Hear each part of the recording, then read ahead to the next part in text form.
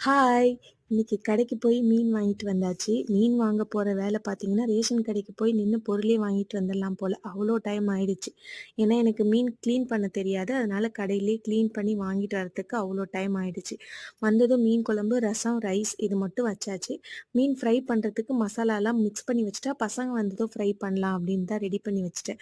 மீன் குழம்பு சாப்பிடணும் அப்படின்னா எனக்கு ரொம்ப பிடிக்கும். வாரம் வாரம் வந்து மீன் குழம்பு, மீன் ஃப்ரை குடுத்தா நல்லா சாப்பிடுவேன். ஆனா, எங்க வீட்ல இருக்கவங்களுக்கு சிக்கன் வேணும், மட்டன் வேணும்னு சொல்றதால, எனக்கு ஆசைப்பட்டத வாங்குறதுக்கு என்னைக்காவது ஒரு நாள் தான் டைம் கிடைக்கும்.